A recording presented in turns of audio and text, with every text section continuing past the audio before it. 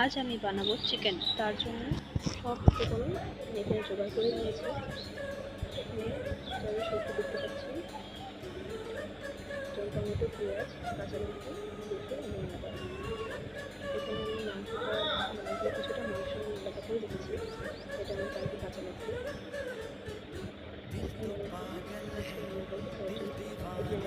লবণ, গোলমরিচ গুঁড়ো, এরপর কিছুটা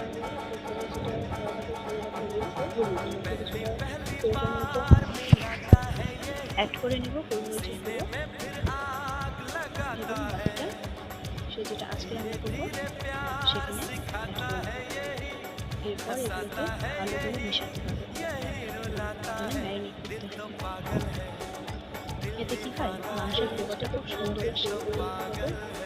আমি তো অ্যাকচুয়ালি বেসিক্যালি মাংসটা আগে যেভাবে মাংস বানাতাম চিকেনটাকে আগে ভেজে নিতাম, ভেজে নিয়ে উঠিয়ে তারপর পেঁয়াজ দিয়ে কড়াইয়ে গোটা গরম মশলা কষিয়ে তারপর তখন চিকেন, এলাচ, লবঙ্গ, দারচিনি, মশলা খুব সুন্দর, সাদা গোলমরিচ, কালো গোলমরিচ।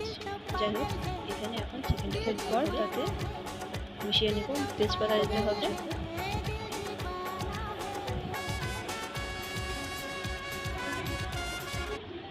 শুকনো লঙ্কা ফোড়ন দেওয়ার অপশনে ভালো করে লাল লাল করে ভেজে নিতে হবে। যতক্ষণ অবধি না পেঁয়াজটা সফট হতে পর দিয়ে দেবো কেটে রাখা মশলা নিতে হবে। লঙ্কা, আদা, রসুন দিয়ে দেবো, জিরে দিয়ে এটাকেও পেঁয়াজের সঙ্গে ভালো করে কষিয়ে নিতে হবে।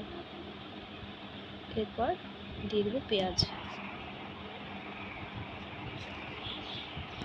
এরপর দিয়ে দেবো চিকেন দেওয়ার পরে চিকেনটাকেও ভালো করে এগুলোর সঙ্গে ভেজে নিতে হবে। আদা, রসুন, লঙ্কা বাটা এবং পেঁয়াজের সঙ্গে ভালো করে ভেজে নিতে হবে।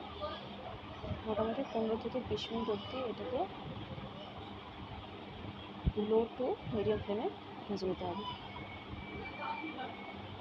এখানে রয়েছে 2 চামচ ধনে গুঁড়ো, ছোটো চামচে 1 ছোটো চামচ জিরে গুঁড়ো এবং 1 ছোটো চামচ মিট মশলার গুঁড়ো।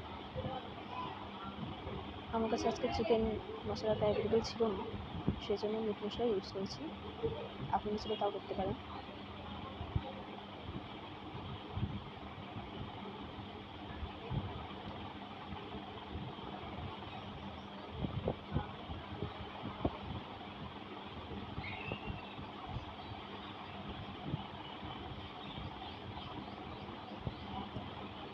এরপরে মাংসকে দিয়ে দেবো টমেটো, কেটে রাখা টমেটোটা অ্যাড করে দিলাম।